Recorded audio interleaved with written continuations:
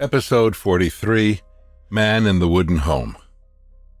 It was the weekend, and while many other groups of college kids had exciting plans for the Saturday night, Chad and Billy were neither amongst the in-crowd, nor did they have the money to spend like their upper-middle-class classmates.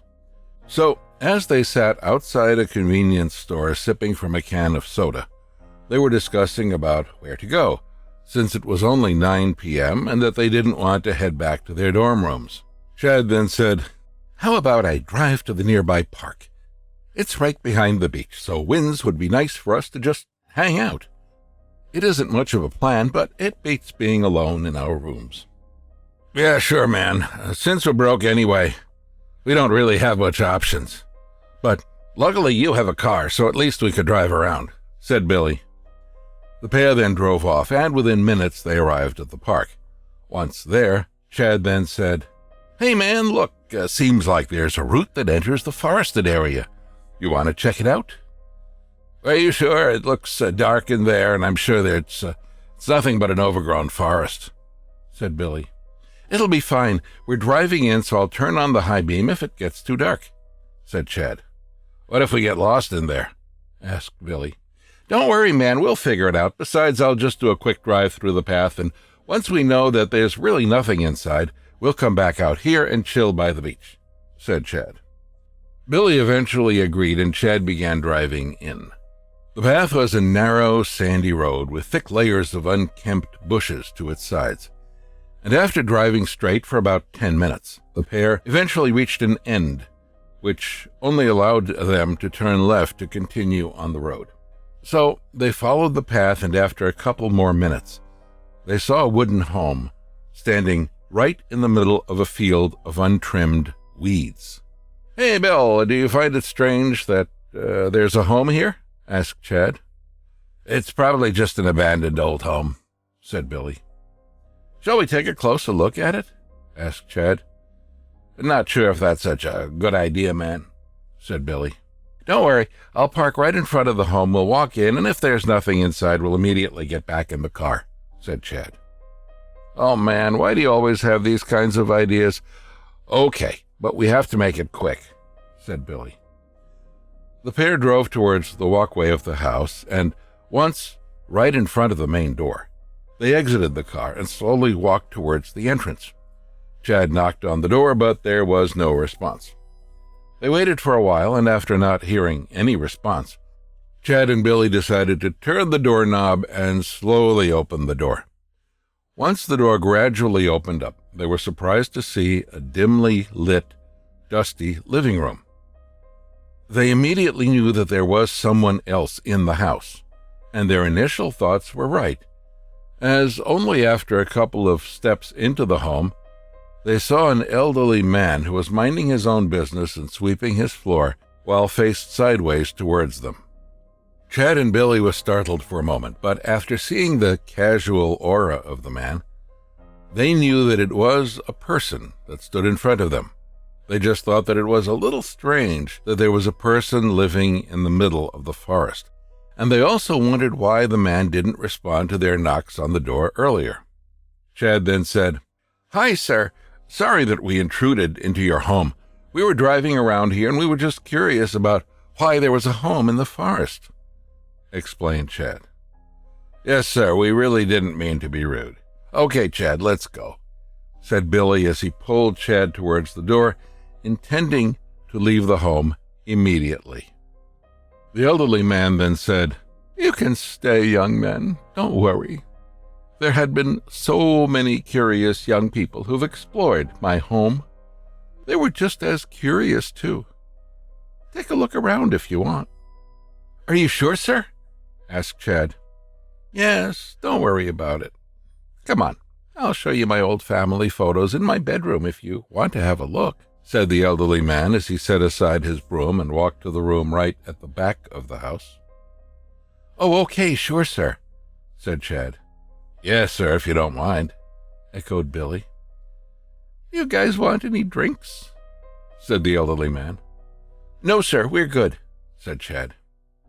Chad and Billy awkwardly followed the man into his room. Chad thought about how strange it was that the man was so welcoming to a couple of strangers, but wasn't suspicious of the man's behavior, as he thought that the man was probably feeling lonely, seeing that there was no one else around.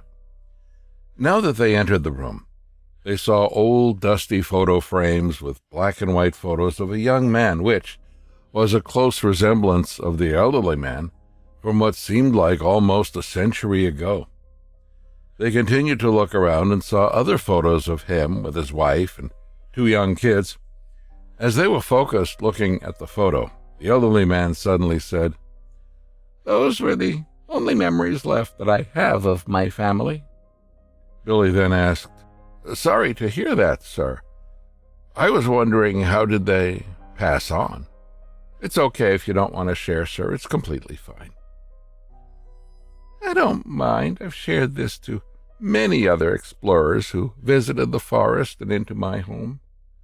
Many years ago, I lost my family to the war.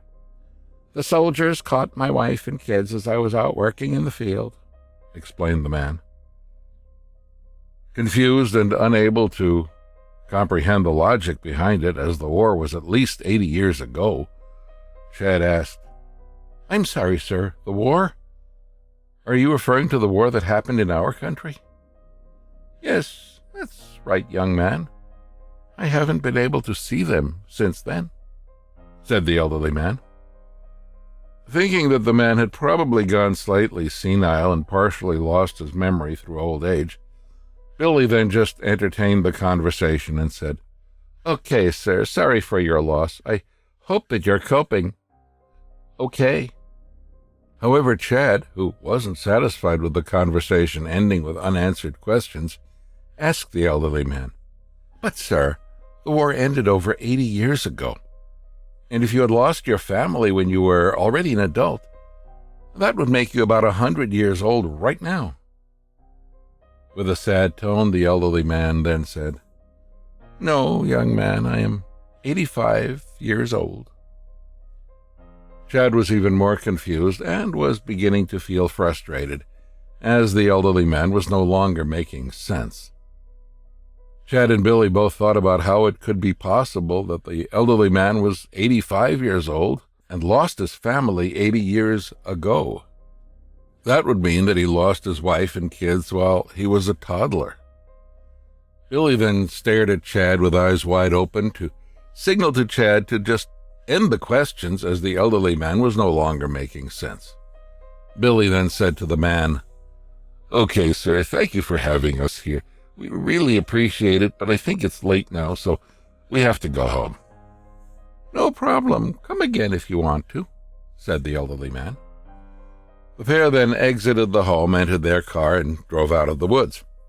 As they were finally out heading towards the beach, they saw a couple of guards standing at the side of the road as they shone their torchlights into the car. The guards signaled to the pair to stop the car and wind down their windows. Chad thought that the guards were the night duty guards for the beach, so since they probably were looking out for suspicious vehicles and wanted to make a check on his car, Chad stopped, wound down his window, and asked, "May I help you, sir?" "I think I should be the one asking you. What were you guys doing in the forest?" asked one of the security guards. "We were just exploring the forest, and we were surprised to see a wooden home inside. And we were glad that although the elderly man staying there was a little senile, he was so accommodating to let us see around the house," said Chad. The guard then said, "Okay, I'm guessing you guys missed the no entry sign right before the pathway to the forest? And you do know that there's no one in there, right? That's why we're here.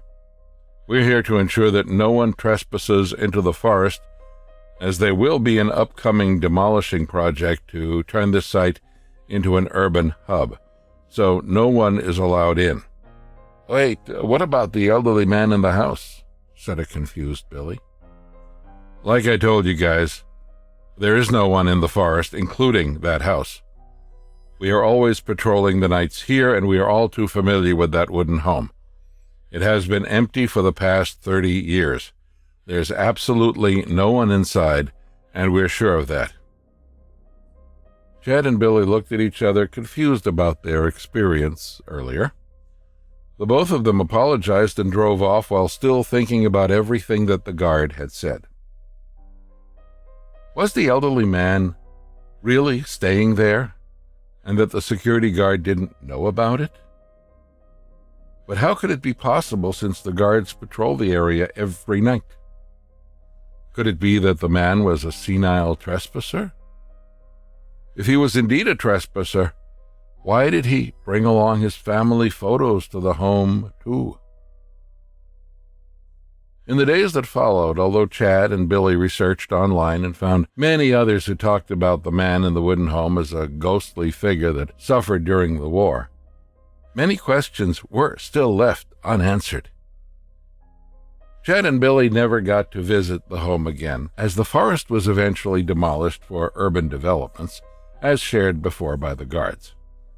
But even so, the pair always recalled how accommodating the elderly man was, and that they always remembered him, as many others did, as the man in the wooden home.